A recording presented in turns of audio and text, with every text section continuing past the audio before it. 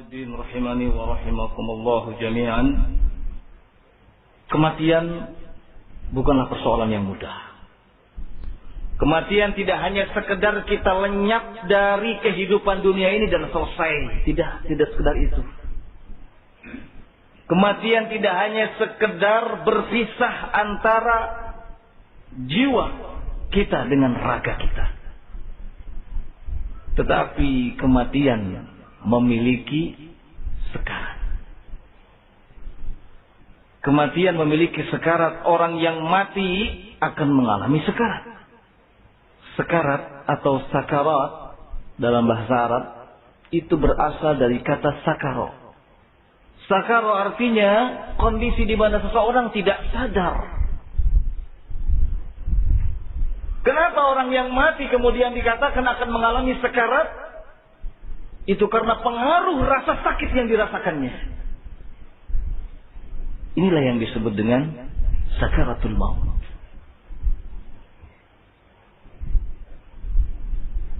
Tidak ada yang bisa merasakan bagaimana sakitnya sakaratul maut kecuali orang yang sedang mengalaminya. Tak ada seorang pun di antara kita yang bisa menggambarkannya bahwa sakaratul maut seperti ini, seperti itu. Tidak bisa. Tidak bisa digambarkan, tidak bisa diucapkan lewat kata-kata. Tidak bisa dibayangkan seperti apa. Allah Subhanahu wa ta'ala menjelaskan bagaimana dahsyatnya kematian di 4 ayat di dalam Al-Quran. Di antaranya yang pertama di ayat yang ke-19 dari Quran surah Qaf. Allah Subhanahu wa ta'ala berfirman, wa ja'at sakratul maut bil haqq. Dan sungguh telah datang sakaratul maut itu dengan sebenar-benarnya. Ini yang pertama.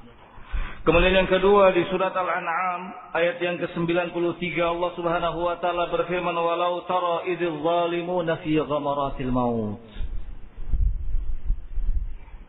Tidakkah kalian perhatikan bagaimana orang-orang yang zalim itu mereka menghadapi tekanan-tekanan sakaratul maut. Tentu akan berbeda kondisinya antara orang-orang yang baik, orang-orang yang beriman dengan orang-orang kafir, musyrik, zalim, akan berbeda. Orang-orang kafir, munafik, musyrikin, zalim. Demikian juga zalimin, orang-orang yang zalim, mereka akan menghadapi tekanan-tekanan sakaratul maut yang sangat dahsyat. Allah Subhanahu wa ta'ala mengingatkan kita agar semua itu kita jadikan sebagai ibrah. Yang ketiga di surat Al-Waqiah ayat yang ke-83 Allah Subhanahu wa taala berfirman, falaula idza balaghatil hulqum. Falaula idza balaghatil hulqum. Mengapa tidak ada yang mampu mencegah ketika nyawa itu sudah sampai di tenggorokan? Nyawa sampai di tenggorokan. Kalau kita perhatikan orang yang akan meninggal dunia, ikhwan fillah rahimakumullah, yang paling pertama terasa dingin dari anggota tubuhnya adalah bagian kaki. Kemudian terus ke atas, terus ke atas, terus ke atas, terus ke atas, sampai nyawa itu berada di kerongkongan. Ketika keluar nyawa itu dari jasad, maka akan diikuti oleh pandangan mata. Allah Subhanahu wa ta'ala menyatakan, mengapa tidak ada yang mampu menahan, mampu mencegah ketika ruh itu akan keluar dari jasad saat sampai di tenggorokan. Tidak ada siapapun yang bisa mencegah datangnya kematian. Belum ada sampai saat ini dokter spesialis anti kematian. Tidak ada.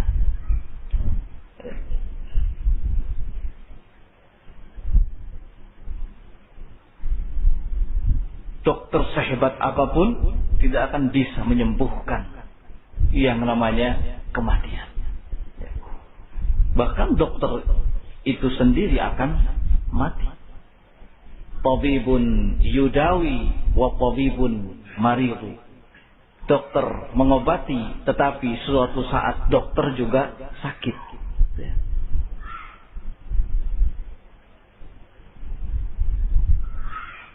Lalu yang keempat, ikhwan fillah rahimakumullah, di surat Al-Qiyamah ayat yang ke-36, kalla idza balagatit taraqi wa qila man raq.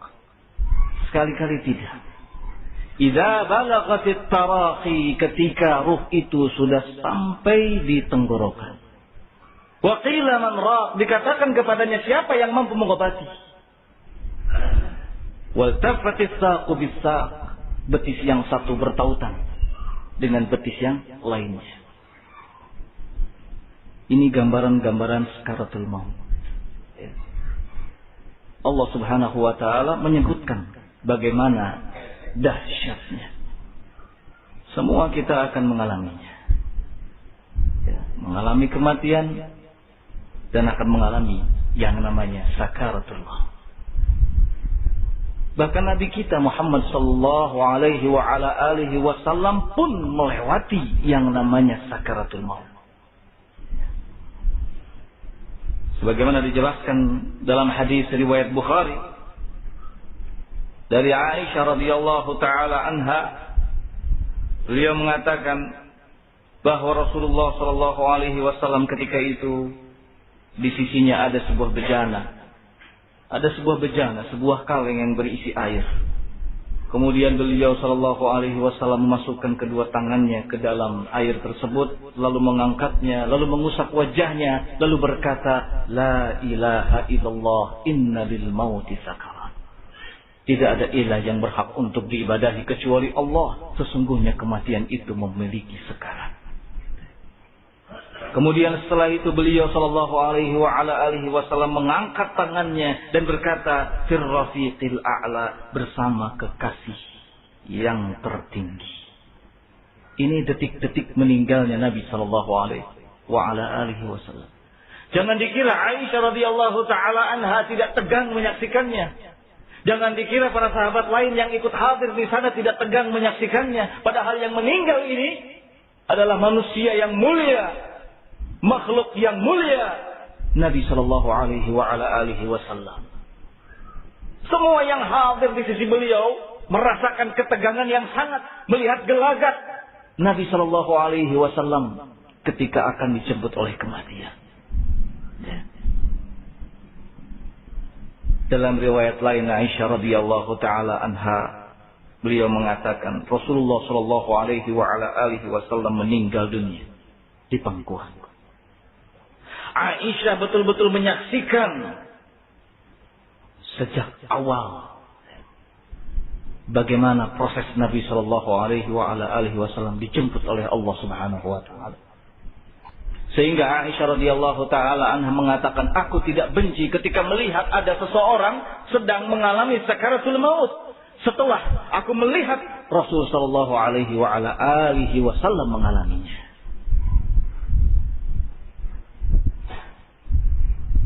Rasulullah sallallahu alaihi wasallam manusia terbaik, utusan Allah Subhanahu wa taala, ketika meninggal dunia mengalami yang namanya sekarat. Apalagi kita tentunya. Kita semua akan melewatinya. Melewati yang namanya sakaratul maut. Sekali lagi tidak ada yang bisa menggambarkannya. Kematian itu lebih ngeri, lebih sakit dari hanya sekedar ditebas oleh pedang. Kematian itu lebih sakit daripada hanya sekedar digergaji. Antum tahu gergaji? Luar biasa. Ada yang pernah menggergaji jarinya sendiri? Insya Allah tidak ada. Karena baru melihat bentuk gergajinya saja sudah ngeri seperti itu. Dan bagaimana kalau kemudian gergaji itu dipakai untuk memotong sebagian daripada anggota tubuh kita? Itu tidak seberapa jika dibandingkan dengan sakitnya sakaratul maut. Sakaratul maut itu lebih sakit dibandingkan dengan digunting salah satu anggota badan kita. Lebih sakit dari itu. Lebih sakit daripada anggota badan kita disayat-sayat oleh pisau. Lebih sakit dari itu. Tetapi sekali lagi tak ada seorang pun yang bisa menggambarkan seperti apa hakikat daripada sakaratul maut. Oleh karena itu, ikhwan fillah rahimakumullah, ini sebagai bentuk nasihat bagi kita dan semua orang yang tertidur, segeralah bangun. Bagi semua orang yang lalai, segeralah sadar. Segera sadar sebelum kematian menghujam. Sebelum kematian datang menerjang. Sebelum seluruh anggota tubuh kita ini membujur kaku. Segera sadar. Yang tidur, bangun. Yang lalai, sadar.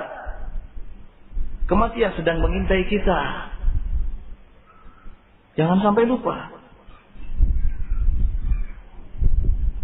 Para salaf salih ridwanullah alaihim ajma'in, panutan kita, mereka senantiasa saling menasehati antara satu dengan yang lainnya agar mengingat kematian. Ya. Khalifah Umar bin Abdul Aziz, beliau bahkan secara resmi menulis sebuah surah ditujukan kepada sahabat-sahabatnya. Dalam isi suratnya itu adalah wasiat. Wasiat, nasihat agar mereka mengingat kematian.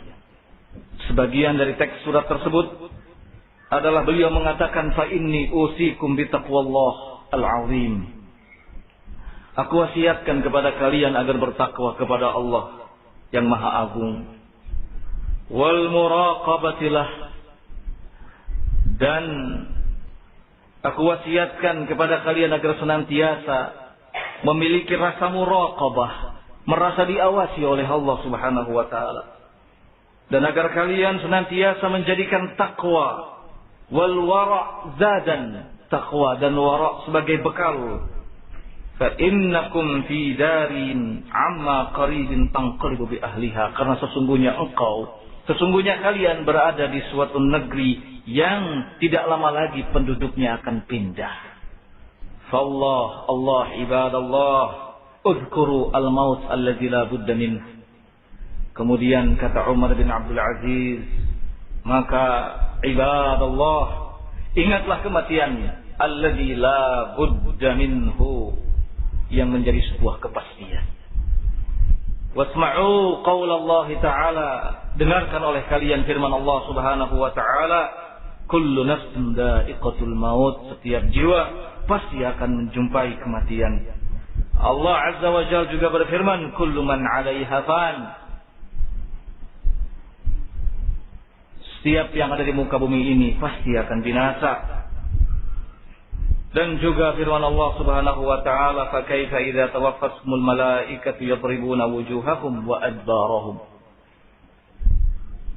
Bagaimana kalau seandainya para malaikat itu